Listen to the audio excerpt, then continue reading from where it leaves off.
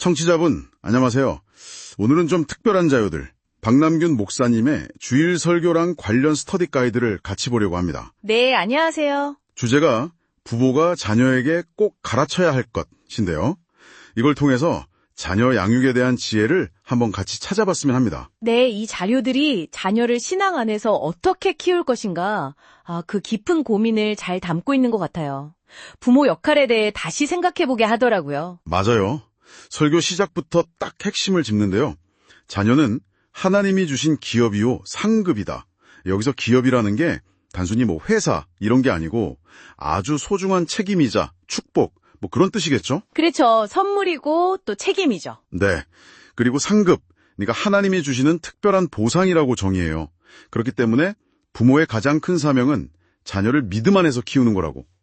그게 가장 중요하다고 보는 거죠. 그래서 첫 번째로 꼭 가르쳐야 할 것이 하나님을 경외하는 것이라고 합니다. 이게 인간의 본분이다. 가장 기본 도리다. 이렇게 강조하네요. 네, 맞아요.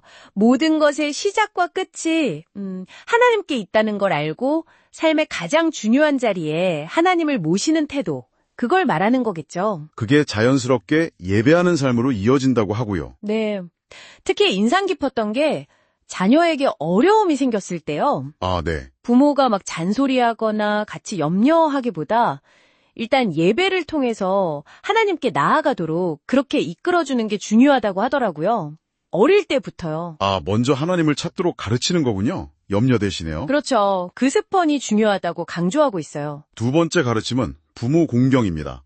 이게 그냥 착한 일 해라 이런 윤리 차원이 아니라 하나님의 명령이고 삶의 질서의 기초라고 설명하는 부분이 좀 인상 깊었어요. 네, 저도 그 부분이요.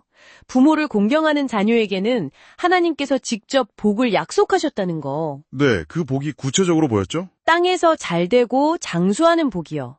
근데 여기서 핵심은 살아 계실 때 잘하는 거라고 하더라고요.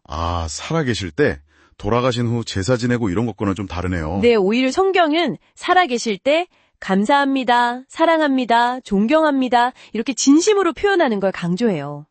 그 마음을 하나님이 보시고 복을 주시는데 특히 근심을 겸하여 주지 않는 복이라고 딱 짚어서 이야기하더라고요. 근심 없는 복이라 그게 진짜 복이겠네요. 그렇죠. 세 번째는 이웃사랑입니다.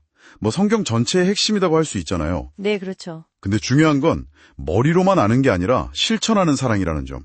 수고와 희생, 때로는 대가가 따르는 그런 구체적인 행동을 말하는 거죠. 기준으로 황금률을 제시하고요. 대접받고 싶은 대로 대접하라. 네, 바로 그거요. 그리고 특히 예수님 말씀 인용하면서 가장 작은 자, 그러니까 우리 주변에 좀 소외되고 약한 이웃들 있잖아요. 네네. 그들에게 하는 행동이 곧 하나님께 직접 하는 것과 같다고 설명해요. 가난한 사람 돕는 거, 이런 구체적인 나눔과 사랑의 실천이 그냥 착한 일 하는 걸 넘어서는 거죠. 그걸 넘어서요? 네. 살아계신 하나님을 경험하고 또 세상에 그분을 보여주는 진짜 전도가 된다는 거예요. 말로만 하는 사랑이 아니라 진짜 행동을 촉구하는 거죠.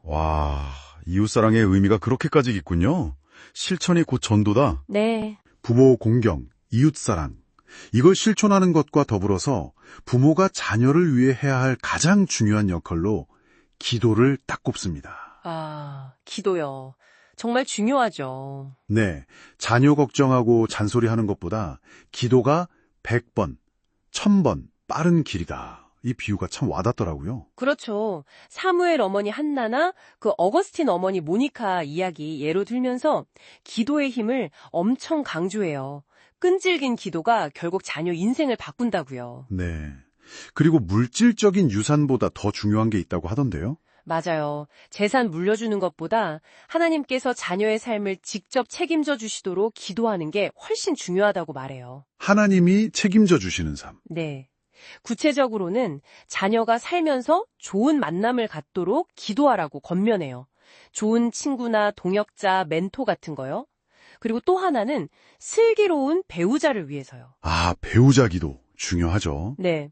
근데 여기서도 세상적인 조건 따지기보다 하나님이 예비하신 만남과 배우자를 믿음으로 구하라는 거죠.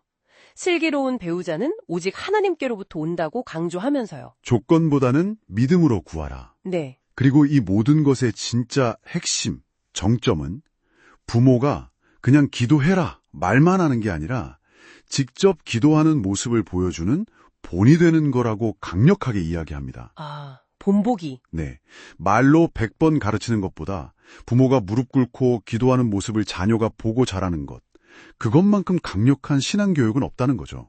가정예배나 같이 기도하는 시간을 통해서 자연스럽게요. 맞습니다. 저도 그 부분에 정말 공감했어요. 자녀들이 부모가 자기를 위해 막 눈물로 기도하는 모습을 직접 본다면 그 뒤 어떤 설교나 교훈보다 훨씬 깊게 마음에 남을 수밖에 없겠죠. 그렇죠. 오늘 살펴본 이 자료들은 결국 자녀에게 하나님 경외, 부모 공경, 이웃사랑, 이 핵심 가치를 가르치되 그 모든 것의 밑바탕에는 부모의 간절한 기도가 있어야 하고 또 삶으로 보여주는 신앙의 본이 따라와야 한다는 걸 아주 강조하고 있습니다. 네, 정리가 잘 된 것 같습니다. 마지막으로 청취자분들께 이런 질문을 한번 던져보고 싶어요. 자료에서 강조한 것처럼 자녀를 위해 기도하는 것, 물론 너무 중요하죠. 근데 혹시 부모인 내가 먼저 하나님을 정말 마음 다해 경외하고 또 나의 부모님께 공경을 표하고 내 주변의 이웃을 사랑으로 섬기는 그 삶의 본보기가 되고 있는지 이걸 한번 돌아보면 어떨까요? 아, 내가 먼저 본보기가 되는 것. 네. 어쩌면 그게 우리 자녀에게 남겨줄 수 있는 가장 위대한 유산이고 가장 강력한 가르침이 아닐까. 그런 생각을 좀 해보게 되네요. 한번 깊이 생각해 보시면 좋겠습니다.